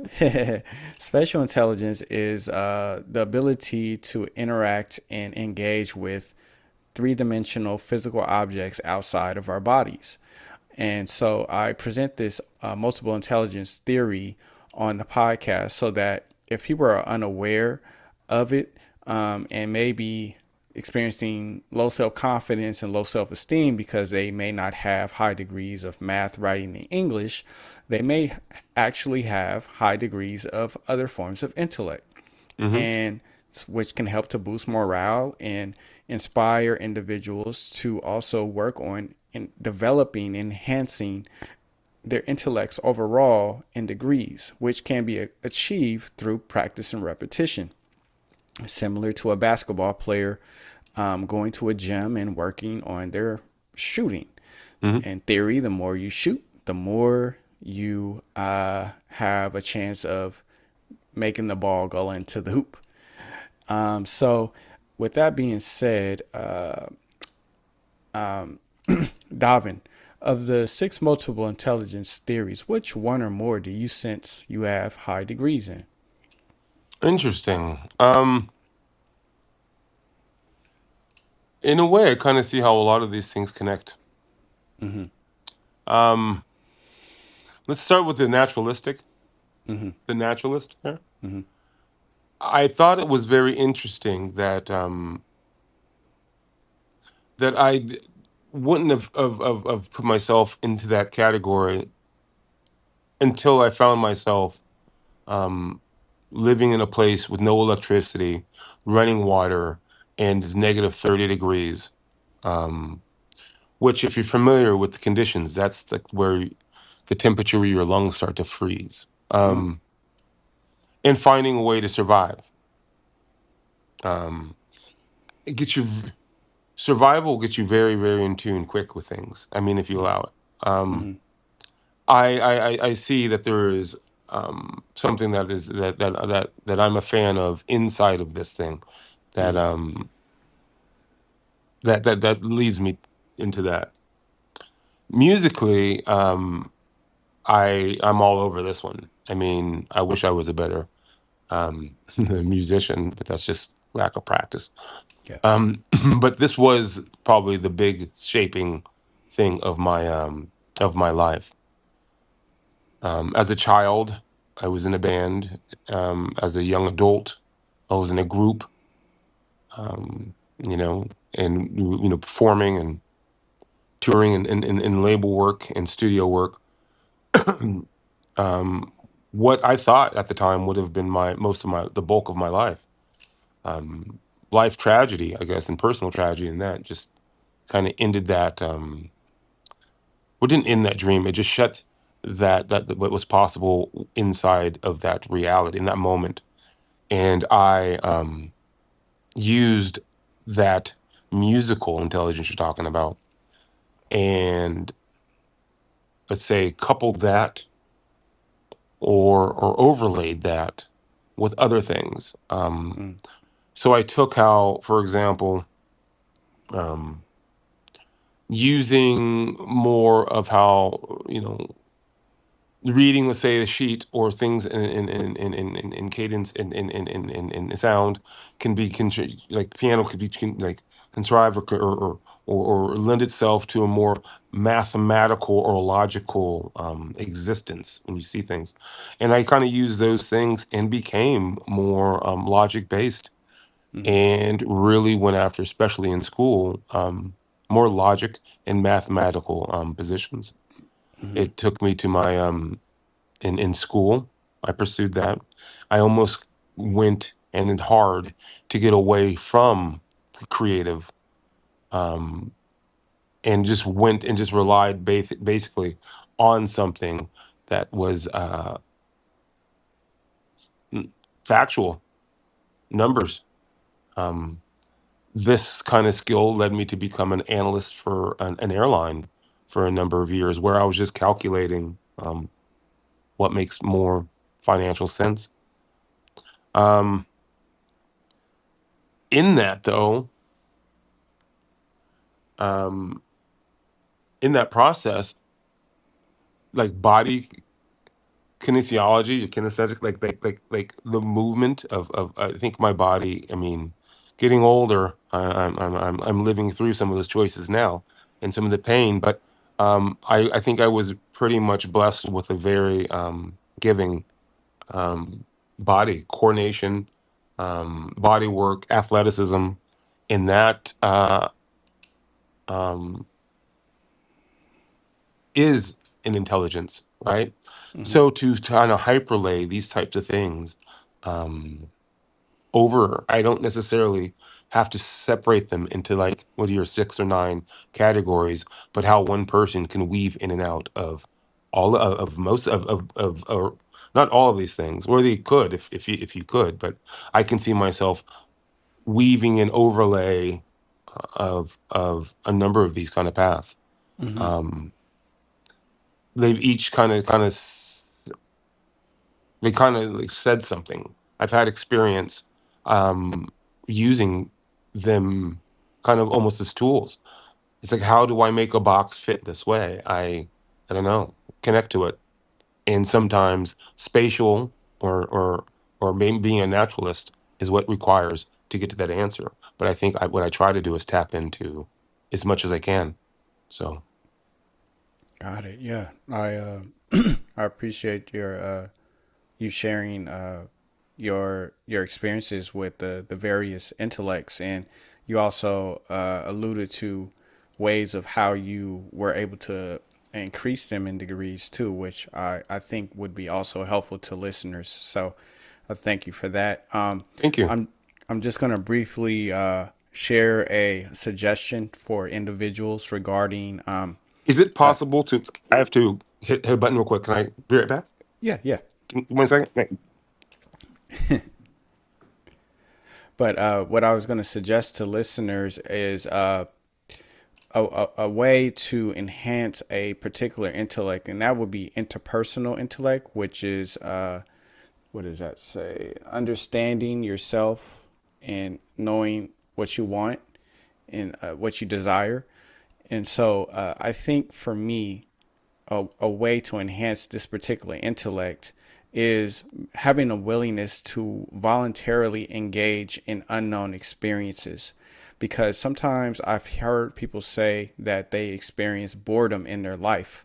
They feel like, I feel bored. And I think the reason why a person feels bored is because they have committed to doing activities that in routine that they just continuously do over and over again. And so I think our minds naturally want to experience newness. So in order to alleviate boredom, I would suggest having a being courageous and bold enough to engage in unknown experiences. And from my perspective, when it comes to unknown experiences, these are occurrences that happen daily.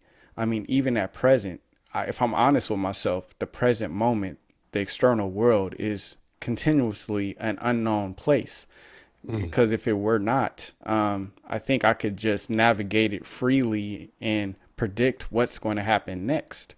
So I would encourage people to have a willingness to volunteer in engaging in unknown experiences. For example, and I referenced something that I've done recently. There was a person who I was having a conversation with, and they told me, I mentioned to them that I love watching people, painters, artists, painting watercolor portraits. Mm. It's a very therapeutic thing Mm-hmm. to observe. And surprisingly, this person who I had just met had told me, like, well, I am an artist and I teach watercolor workshops. And if you would like to practice and learn, I invite you to come to one of my workshops. So at that point, I was presented with an opportunity and I had the choice to choose to, engage in that unknown experience or not. And so since there was no indication that this experience would be dangerous or harmful to myself, I took a leap of faith and went to a workshop. And what I discovered when I was, the first thing she taught me was the color theory and creating a color wheel Mm-hmm. using watercolor, and how there's different shades of colors. And so she showed me and guided me on how to create this water wheel. And what I discovered was I have an ability to blend and not oversaturate colors. And this was only my first time doing it. So I achieved a level of self discovery about myself that had I not chose to go to this workshop, I probably wouldn't have not known. Wow. So, and that for me helps me to not be bored in my life through engaging in unknown experiences. So I encourage other people to consider that. That's wonderful. That's wonderful. Yeah. Cool. So we're gonna go on to the final scene. I appreciate everybody tuning in. If you have any questions or comments for myself and the featured guest, you're invited to pose those, and we'll try to address those. But the last segment of the show is called the interpreting expressions section, and I sometimes I encounter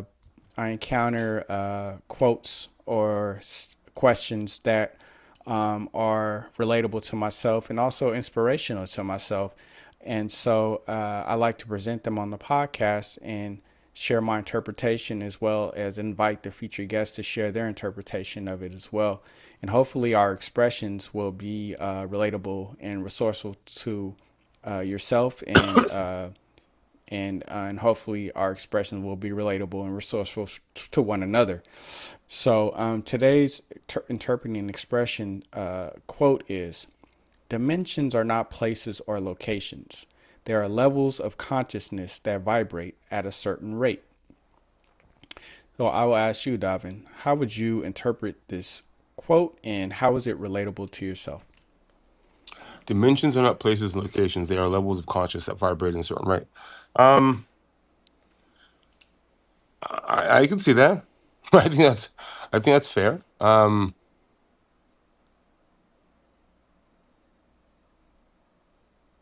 It's taking the idea of a physical point and changes the idea to almost like moment in time. It's I get that. Um, you know, thoughts are things, according, Napoleon Hill. I see this as, like, in a Platonic sense,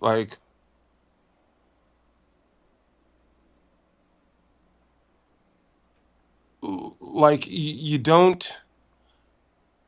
We're not learning things. We're uncovering things that the wisdom of everything, the universe, is inside of us because we're part of it, and Mm-hmm. and we uncover it as we go. So this learning that you think you're learning, you're actually discovering things that are deep inside of you. I get this, and anytime you get to vibrations and rate and frequency, I believe there's something there. What do you think? How would you interpret this?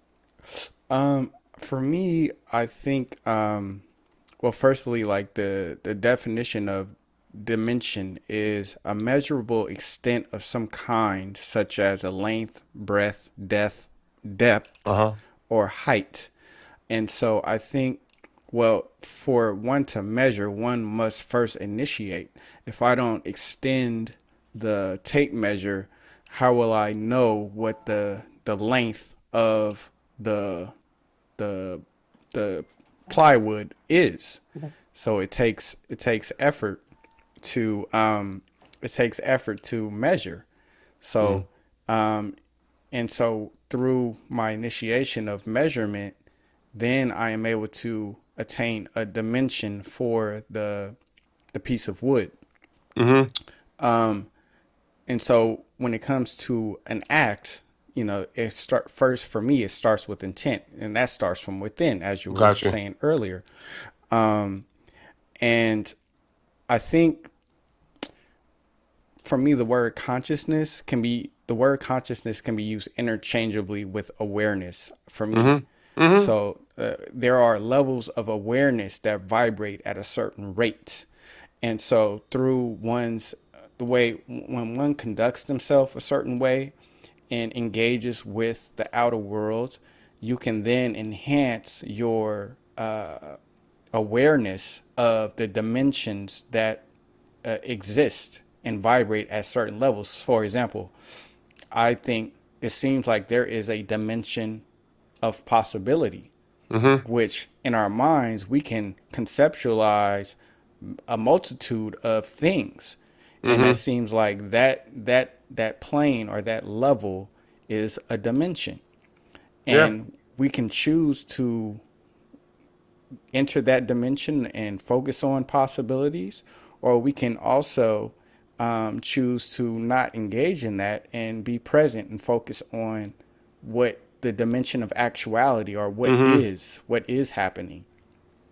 And I think it seems like certain dimensions are more relevant to growth than others.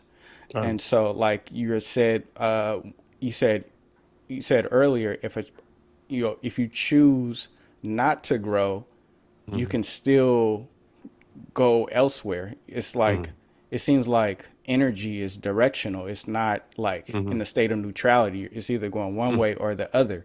And Mm-hmm. so if you choose to procrastinate, like that in itself is a decision.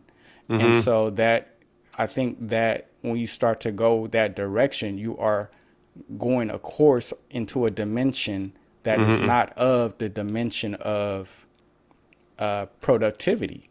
Right, And right, right. so I think these are different levels that vibrate at different planes. And Transference, yes, sir. it's I hear very you. important to be aware of the dimensions and what the intention for the dimensions are in life. Let's see. Kite, Yeah. it's it's about I have to jump on something soon. Okay. So I'm sorry that Yeah, yeah, I but hear you. Let's wrap this up because I know we went overboard a little bit overboard. I appreciate you for tuning in. So like, what would your parting words be, Davin? Davin. I really appreciate it, man. I thank you for lending your platform to share and also, I mean, open my eyes. I'm wonderful spending the time with you. You're a fascinating dude, Kite, and I'm a big fan. Yeah, Thank you. yeah. No, I thank you for participating in this episode with me. I hope that you are growing as a result of you Mhm. choosing to engage in this experience as I am growing and learning from you. I think your expressions and your experiences are of resource to me. And so I hope that what we have discussed will also inspire growth in others as well. So I appreciate everybody for tuning in. There's a comment that came in. It says Kite's great grandfather and my grandmother were brother and sister. I love seeing young folks doing what they do. Mm. Family is full of them. I It is appreciate your full of them. comment. You have your own quest of finding reconnecting to family, as I hear it, don't you? You have 22 cousins to track down. Oh yeah, yeah. I'm actually starting a podcast just for that reason, so That's amazing. family can identify with one another. But That's yeah, amazing. That's fantastic. I yeah.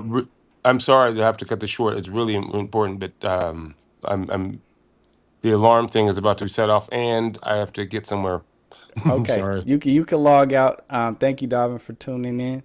Thank you for joining me. You can leave. I'm just going to give some parting words to the rest of the viewers. But thank you for tuning in, and everybody go to if you can go to Walk It While You Shopping in Crockett this Saturday evening, Yes, sir. Saturday And Monarch afternoon. is 1308 Pomona Street, Crockett, California, 94525. It's 12 to 5 p.m. Saturday, March 21st. Got you. All right. Good night, Davin. I thank you Good for that. night, Kite. Thank you. Yeah. So, oh, hold on. Okay. Wait. Here we go. I'm gonna just close out real quick. So yeah, thank you guys for tuning in to the Journey of Growth podcast, episode 42. I hope y'all enjoy the rest of the evening. I appreciate you all, and I hope y'all will continue to grow. And I'll see you on next episode. Good night.